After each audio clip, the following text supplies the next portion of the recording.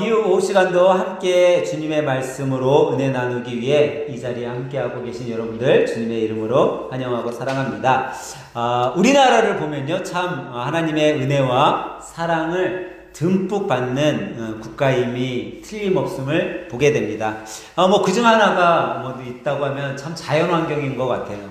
요즘 사람들이 지구가 많이 어떻다고요? 아파한다라고들 이야기합니다.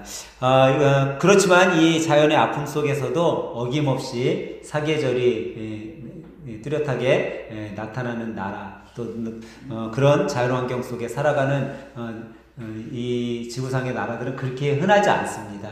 근데 우리나라는 그래도 자연환경이 많이 나빠져서 여름이 좀 길어졌다고도 얘기를 하지만, 그래도 우리는 봄, 여름, 가을, 겨울을 참 경험하면서 자연의 어떻게 보면 오묘함을 느끼며 살아가는 나라임은 분명한 것 같습니다.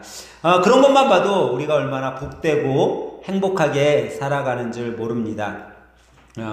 사랑하는 성도 여러분, 가을은 하나님이 우리들에게 주신 이 계절 가운데 특별히 가장 따뜻하고 풍성한 계절임을 우리가 느끼게 됩니다. 그래서 사람들이 가을은 결실의 계절, 풍성함의 계절 이렇게 이야기를 해요. 근데 특별히 가을이 좀 다른 계절에 비해 다른 것이 있는데, 그것이 뭐냐면 하늘인 것 같아요. 여러분 요즘에 하늘 바라보셨어요? 하늘, 가을 하늘. 가을 하늘 이렇게 바라보면 참 푸르고 높음을 보게 돼요. 그래서 한때 유행한 말 중에 그런 말이 있었어요. 그래 가끔 뭐 하자? 하늘을 보자. 그래 가끔 하늘을 보자. 이 단어가 얼마나 유행을 했는지 1990년도에는요 그래 가끔 하늘을 보자라는 이 문구를 가지고 뭘 만들었어요? 영화까지 만들었어요. 영화. 그 정도로 좀 유행이 되는 말인데, 여러분 요즘 하늘 한번 바라보셨어요? 참 푸르고, 제가 지난주에 하늘을 자주 봤는데, 지난주에는요 참 하늘이 파랗고 높더라고요. 보통 때는 하늘 바라보면요 뭐가 껴 있었어요? 미세먼지, 먹구름, 이걸로 가까이도 안 보여요. 제가 있는 곳에서는 대부도 앞에 그 시화방조제인가? 그 방조제 있는 데까지 다 바라다 보이는 데 제가 있어요. 근데 평상시 때는요 이 미세먼지 이런 것 때문에 보이지가 않아요. 근데 요즘에는요 최근 들어서는 거의 대부도 있는 데까지 멀리까지 다 보여요. 하늘이 참 푸르고 가을이 왔음을 제가 느끼게 되는 주간이었어요. 근데 여러분, 이렇게 계절의 변화 속에 어떤 사람은 높고 푸른 하늘을 보면서 그냥 지나치고 많은 사람들이 많이 있어요.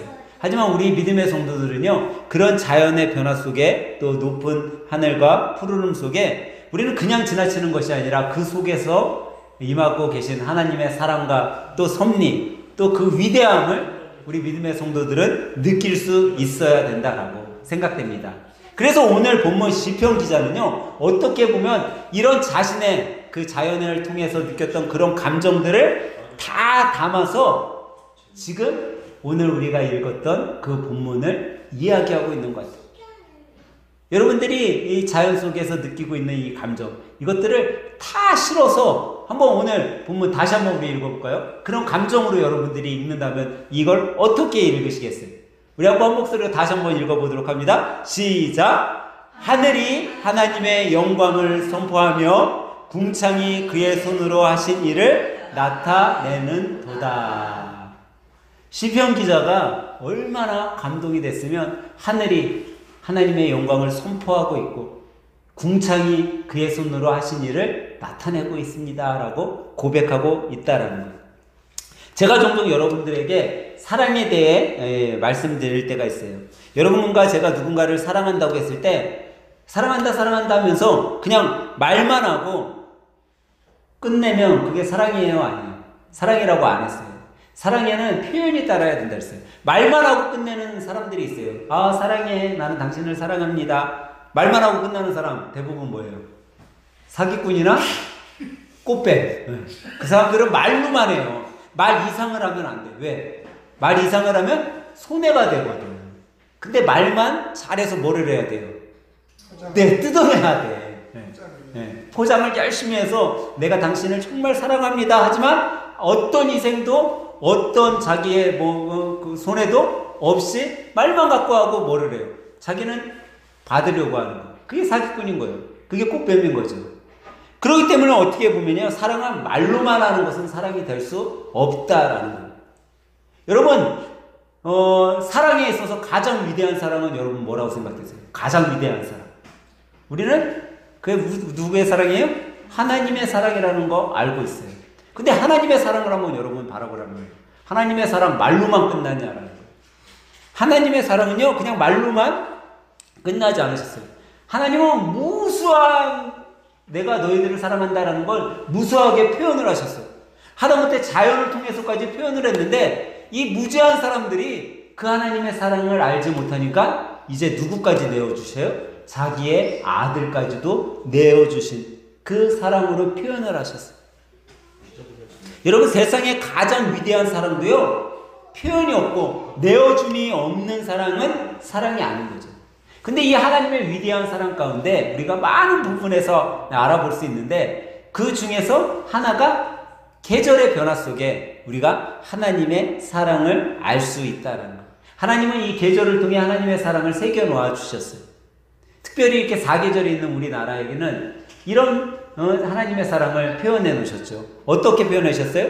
봄이 오면은 새싹이 돋아남을 통해 하나님의 사랑을 표현해 주셨어요. 어떻게 보면 여름이면요, 뜨거운 날씨 가운데 이 뜨거움 속에 우리의 타오르는 열정을 하나님께서 사랑으로 심겨놨을지도 몰라요. 또 겨울에는 혹독한 추위 속에 그 추위를 이겨내기 위한 인내를 가지게 만들도록 하나님께서 심어 놓으신 거예요. 우리가 지금 보내고 있는 이 가을 속에서는 하나님께서 풍성한 추수를 보내며 또 열매를 맺게 하심에 감사하며 하나님의 사랑과 은혜에 감사할 수 있도록 이 가절을 만들어 놓으셨다라는 것을 우리가 깨달아야 된다는 거죠. 여러분, 우리가 지금 맞이하고 보내고 있는 가을을 우리는 추수의 계절이라고 해요. 농부가 여러분 봄에 씨를 뿌렸어요. 이 농부가 가장 기다리는 건 뭘까요? 수확일 거예요. 추수. 가을의 추수를 통해 열매를 거둬들이는 것. 무르익은 열매가 얼마나 잘 풍성하게 맺어졌냐. 그 수확의 시간을 농부는 기다릴 거예요. 요한복음 15장 5절에는요, 이런 말씀이 있어요. 예수님께서 이렇게 말씀하셨는데 뭐라고 말씀하셨냐면, 나는 포도나무요, 너희는 가지라. 그가 내 안에, 내가 그 안에 거하면 사람이 열매를 많이 맺나니라고 말씀하고 있습니다. 예수님이 나무라고 얘기하고 있어요. 우리는 그 나무에 매달려 있는 가지들이에요. 근데 이 가지들이 어떻게 해서 풍성한 열매를 맺냐라고 말씀하셨으면, 나무에 어떻게 하고 있을 때? 나무에 어떻게 하고 있을 때? 붙어 있을 때. 다시 말하면 여러분과 제가 풍성한 열매를 맺기 위해서는요, 예수님 안에 거하고 있을 때 우리가 풍성한 열매를 맺는다라는 거예요. 예수님 안에 거하지 않는다면, 나무에 가지가 붙어 있지 못하다면 우리는요, 열매를 맺을 수가 없는 거예요. 나무에 붙어져 있지 않는 가지는요, 나중이 되면 바싹 말라서요, 쓸모없는 나무가 되니까 그때는 불에 던져 태워지는 거예요. 붙어 있을 때, 예수님 안에 거할 때 풍성한 열매를 맺는 거죠. 도시 대기업에 다니는 한 청년이 명절을 맞아서 부모님 댁에 갔어요. 아버지 댁에 갔는데, 아버지 댁에 갔다가 아버지 손을 봤는데, 아버지의 손이 다 트고 손톱에는 시커먼 때가 껴있고 막 그런 거예요. 그런 아버지의 손을 보고 아들이 그렇게 얘기했어요. 아버지, 이렇게 힘들게 농사만 짓는 게 무슨 보람이 있어요. 그냥 힘만 들지. 이렇게 투덜거렸어요. 그때 아버지가 아들에게 뭐라고 얘기하냐면, 이 흙이 묻은 내 손톱에 낀 이 시커먼 때, 너가 보기에는 힘만 드는 것 같지만 아빠가 이렇게 열심히 일을 했기 때문에 너희들이 다 먹고 배우고 자라날 수 있었단다 라고 이야기를 했대요. 그때서야 이 아들이 아버지의 그 손을 보면서, 야, 저 사랑이 있었기에 내가 이렇게 성장할 수 있었구나, 다시금 깨달았다라는 거죠. 하나님께서는 지금 여러분과 저에게 어떻게 보면 그 때 묻은 손으로 우리가 갈 길을 일구고 계시는지도 몰라요. 우리가 더 잘 성장하고 더 바르게 살아가도록, 우리가 쓰러지지 않도록 하나님께서는 일구고 계세요. 그리고 하나님께서는 그 일군 것만으로 끝나는 것이 아니라 이제 하나님의 때 천국이 완성되고 주님께서 다시 오는 그때에 우리를 통해서 찾을 것들이 있다라는 거예요. 농부가 씨를 뿌리고 열매를 기다렸듯이 여러분과 저를 통해 열매를 기다리고 계시다라는 거죠. 여러분, 가을 됐을 때, 여러분이 가을을 이렇게 했을 때 가장 많이 눈에 들어오는 게 뭐예요? 길을 지나갈 때 뭐가 눈에 많이 들어와요? 네, 나뭇잎. 떨어지는 나뭇잎이 가장 눈에 많이 들어오잖아요. 나뭇잎이 무수히 떨어져요. 근데 이 나뭇잎을 볼 때 사람들마다 다 다르게 보는 것들이 있다라는 거죠. 어떤 사람은 나뭇잎이 떨어짐을 보고 이제 나무가 죽었다라고 이야기하는 사람들도 있어요. 근데 여러분, 나뭇잎이 떨어져서 앙상해진 나무, 이 앙상해져서 죽은 것 같은 나무지만 여러분, 나무가 죽었어요? 안 죽었어요? 안 죽었어요. 나뭇잎이 다 떨어졌는데 사실 그 나뭇잎은요, 스스로 자기를 준비하고 있는 시간인 거예요. 나무로서는. 나뭇잎이 다 떨어져 갖고 이제 아무것도 없는 것 같고 앙상한 가지로 그 혹독한 겨울에 죽은 나무 같지만 사실 그 잎이 다 떨어져야지 그 다음에 새로운 싹으로 더 푸르게 성장할 수 있다라는 거죠. 어느 날 손녀가 할머니한테 그랬어요. 할머니, 저 나뭇잎이 막 낙엽이 떨어지는 걸 보면서 할머니, 저 나무 이제 죽었네. 나뭇잎 사기가 다 떨어져서 죽었어. 그랬대요. 그랬더니 할머니가 이 손녀에게, 얘야, 잎은 죽은 게 아니라 잎이 이제 자기 할 일을 다 하고, 잎의 할 일을 다 하고 마친 거란다. 그 잎이 자기 일을 다 하고 떨어져야 이제 나무가 겨울을 견디고 봄이 오면 새로운 나뭇잎이 피어나는 거란다 라고 이야기를 했대요. 그렇습니다, 여러분. 가을이 되어 떨어진 나뭇잎은요, 그 나무의 끝이 아니라 다시 회복의 시간을 갖는 시간이라는 거예요. 나뭇잎이 떨어졌다고 그 나무가 끝났냐? 이제 죽음으로 끝난 거냐? 아니라는 거예요. 여러분, 우리 인생에 있을 때도요, 우리 인생의 낙엽들이 수없이 무수히 떨어지고 있어요. 어떤 분은요, 이름의 슬픔에 나뭇잎을 떨어뜨리는 분도 있어요. 어떤 분은요, 실패와 후회 속에 수많은 나뭇잎을 떨어뜨리는 분도 있어요. 어떤 분은 여러 가지 어려움과 낙심 속에 자신의 나뭇잎들을 떨어뜨리는 분들도 있어요. 이 수많은 잎사귀들이 우리 인생에서 떨어지는데 그 잎사귀들이 떨어졌다고 여러분의 인생이 끝났냐? 그렇지 않다라는 거예요. 그게 끝이 아니라는 것을 깨달은 사람들은 다시 일어서는 거예요. 왜? 그 나뭇잎이 다 떨어진 후에 뭐가 있기 때문에? 새로운 잎이 피어오르는 걸 알기 때문에.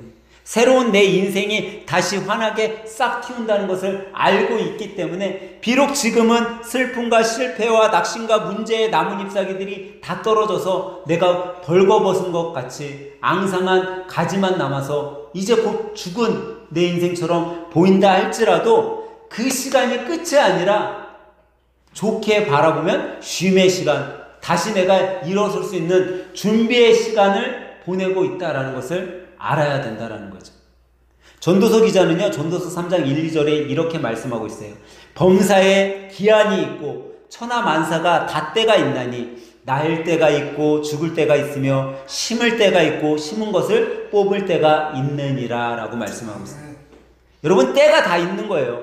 여러분, 한번 우리의 삶과 인생의 시간을 한번 바라보세요. 하나님께서는요, 우리 인생의 시간 속에 우리에게 붙어있는 이 잎사귀만을 다 떼어내버리고 포기하지 않는 하나님이 아니시라는 거예요. 우리의 잎사귀가 하나둘 다 떨어지지만 하나님은 뭐하고 계세요? 끝까지 여러분과 저를 기다리고 계시는 거예요. 그때가 지나 다시 새 싹이 돋아나기를 기대하고 기다리시는 분이라는 거죠. 그런데 우리는 이 시간을 보낼 때 너무, 만약에 여러분들이 인생에서 낙엽이 떨어지고 있어요. 낙엽이 다 떨어졌어요. 근데 그 시간을 너무 오래 우리가 갖고 있으면 안 된다라는 거예요. 어떤 분은요, 심폐와 좌절 속에, 아픔 속에 정말 힘듦이 있잖아요. 인생을 살다 보면.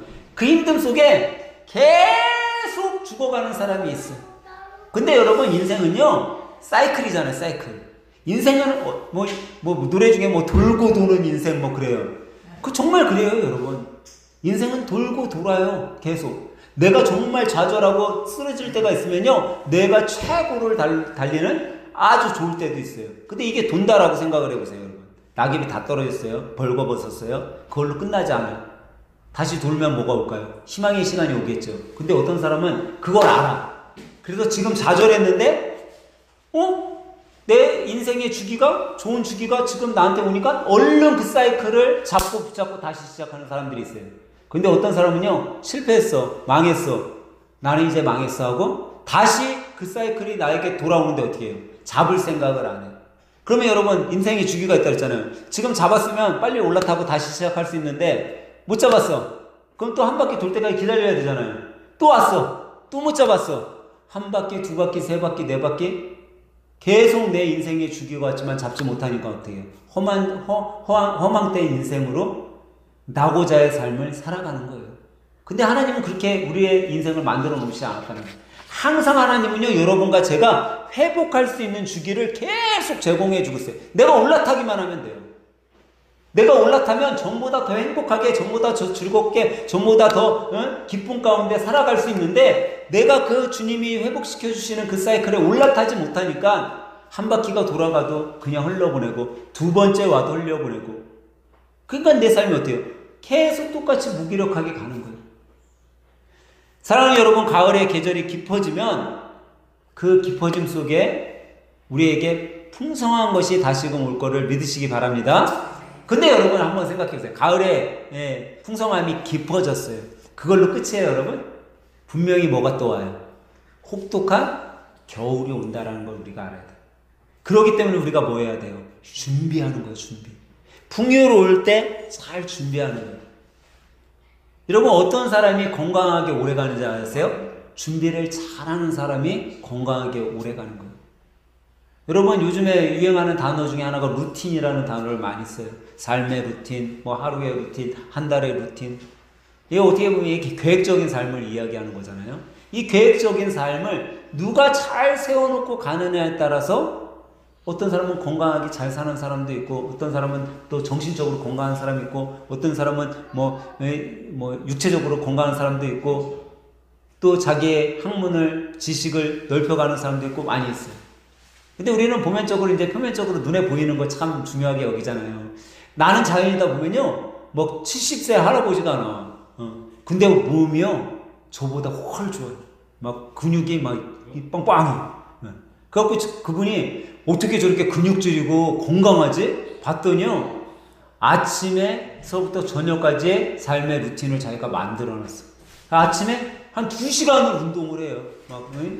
그냥 헬스장처럼 자기 앞마당에 만들어 놓고, 벤치프레스도 하고, 아령도 들고, 평행봉에 만들어 놓고, 평행봉도 하고, 이렇게 하면서 자기 몸 관리를 하는 거예요. 그러니까 건강할 수밖에 없는 거죠. 근데 우리의 삶이 그렇다라는 거예요. 하나님께서는요, 우리의 삶이 회복되도록 다 삶의 루틴을 정해 놓으셨어요. 우리가 거기에 올라타기만 하면 돼요. 저는 오늘 이 낮 시간에 함께 예배드리는 여러분들이 내 인생에 있어서 낙엽이 수없이 떨어질 때 포기하는 것이 아니라 다시금 하나님께서는 회복의 시간, 새롭게 하심의 시간으로 나에게 쉼을 주고 있다라고 믿으시고 잘 준비하셔서 인생의 사이클을 다시 찾는 여러분들이 되시길 주님의 이름으로 간절히 축원합니다. 이럴 때일수록 우리는요, 세상을 바라보는 것이 아니라, 어떻게 보면 낙엽이 떨어질 때 낙심된 것들을 바라보는 것이 아니라 우리가 바라볼 것이 있어요. 그게 뭐냐면 하나님의 말씀을 바라봐야 된다는 거예요. 갈라디아서 6장 9절은요 이렇게 우리들에게 말씀하고 있어요. 우리가 선을 행하되 낙심하지 말지니 포기하지 않으면 때가 이름에 거두리라 라고 얘기하고 있어요. 저는 이 말씀에 정말 중요한 게 뭔가 한번 들여다봤어요. 거두는 거 역시 중요하죠, 여러분. 근데 이 거두는 것보다 더 중요한 말이 여기 써 있더라고요. 포기하지 아니하면이라는 거. 여러분, 삶 속에 어려움이 있어요, 다. 어떤 분들은 어려움이 지나간 분들도 있고 지금 아직도 어려움에 당면한 분들도 있고 아직 해결되지 않은 문제 속에 뭐 사업에 또 학창 시절을 보내며 공부를 할 때 어려움의 순간들이 있죠. 근데 뭐 하지 말아야 된다고요? 포기하지 않으면 된다는 거예요. 포기하지 않으면 반드시 때가 이름에 뭐 한다고요? 거둔다라는 거예요. 사랑하는 여러분, 하나님의 사랑은요 기다림의 사랑인 것 같아요. 하나님이요 포기했다라면 벌써 여러분과 저는요 끝이에요. 끝. 하나님께서 포기하셨다면 우리를 위해 독생자도 보내지 않으셨을 거예요. 근데 하나님은요 포기하지 않으시는 분, 기다리는 사랑이 하나님이신 것 같아요. 우리 눈에는 늦은 것 같고 우리 눈에는 야 내가 지금 이 나이에 무엇을 할 수 있어, 야 내가 지금 뭐를 해 라고 포기한 인생처럼 보일지 몰라지만 하나님은요 가장 정확한 때에 가장 아름답게 여러분과 저를 사용하신다는 사실을 잊지 마시기 바랍니다. 어떤 목사님이요 가을에 저희 수목원을 거닐다가 떨어지는 낙엽을 보면서 이렇게 이야기를 했대요. 주님, 왜 이렇게 수많은 낙엽이 떨어지고 이렇게 수많은 낙엽들이 있습니까? 라고 이야기를 했대요. 근데 자기 마음속에 그런 생각이 문득 들더래요. 야, 이 낙엽은 내가 너를 향한 편지란다. 그 목사님 만약에 박 목사라고 했어요. 박 목사야, 저 낙엽은 내가 너에게 쓰는 편지다라는 그런 마음이 들더래요. 그래서 낙엽을 보면서 하나님이 나에게 이렇게 무수히 많은 편지를 쓰고 있는데 나는 그 편지를 미처 보지도 못하고 알지도 못하고 깨닫지도 못하고 흘려보냈구나 라는 생각이 들더래요. 그 다음부터 이 목사님이 열심히 하나님이 나에게 주는 편지가 과연 무엇일까 해서 하나님의 말씀을 열심히 받대는 거예요. 그랬더니 온통 하나님의 말씀은 나를 회복시키기 위한, 나를 깨닫게 해주는 말씀으로 온통 편지를 써놓으셨다는 거예요. 근데 내가 내 삶에 깨닫지를 못하고 하나님이 나에게 주는 메시지를 알아차리지 못하고선 자기는 세월을 보냈다라는 그런 이야기를 한 적이 있어요. 여러분, 하나님께서는 여러분과 저에게 수많은 메시지를 지금 보내고 있어요. 낙엽의 떨어짐을 속에서도 하나님은 우리들에게도 동일하게 편지를 쓰고 있어요. 여러분, 가을은요 어떻게 보면 결실의 계절, 풍요의 계절이기도 하지만 그 전에 여러분 어떻게 보면 정말 힘든 뜨거움의 여름을 보낸 시간이 있었어요. 그 여름의 뜨거움을 잘 견뎠더니 가을에 수확이 있었던 거죠. 이 수확이 끝나고 난 다음에 이제 혹독한 또 겨울이 올 거예요. 여러분, 지금 여러분의 삶이 평화로우신 것 같아요? 나 이 정도면은 참 즐겁고 행복하게 사는 것 같아? 여러분, 언제 혹독한 겨울이 우리들에게 찾아올지 몰라요. 근데 그 혹독한 겨울을 여러분과 제가 잘 준비하면요 아무렇지 않게 지나갈 수 있는 거예요. 여러분, 뜨거운 여름이 우리들에게 안 올 것 같으세요? 우리들에게 와요. 근데 그 뜨거움의 열정이 어떻게 보면은 힘듦 속에 그 뜨거움을 우리가 견뎌낼 준비가 됐다면요 아무것도 아니에요. 그럴 때 여러분, 우리가 그 속에서 무엇을 깨달아야 되냐? 바로 하나님의 사랑을 깨달아야 된다라는 거죠. 요한일서 4장 9절은요 이렇게 우리에게 말씀하고 있어요. 하나님의 사랑이 우리에게 이렇게 나타난 바 되었으니 하나님이 자기의 독생자를 세상에 보내심은 그로 말미암아 우리를 살리려 하심이라. 하나님은요 여러분과 제가 포기하기를 원하고 계시지 않아요. 하나님은 우리를요 죽게 내버려 두시는 분이 아니에요. 그분은 어떤 분이에요? 우리를 살리시는 하나님이에요. 내 삶에 어려운 낙엽들이 많이 떨어졌어요. 그것은 죽음을 의미하는 것이 아니라 다시금 피어나는 새 잎사귀를 준비하는 시간임을 여러분 믿으시기 바랍니다. 그래서 우리가 이번 마지막 10월을 보내면서 이 가을 계절에 하나님이 나에게 주신 풍성한 사랑 이런 것들이 많이 있었지 라고 기뻐도 하시고 감사도 하시고, 또 하나는 이제 혹독한 겨울이 나에게 오겠지, 내가 그거 이겨내려면 이렇게 준비해야겠구나, 하나님의 말씀으로 잘 무장하셔서 이 겨울을 또 우리가 잘 준비하는 믿음의 하늘생 가족 여러분들이 다 되시길 주님의 이름으로 간절히 축원합니다.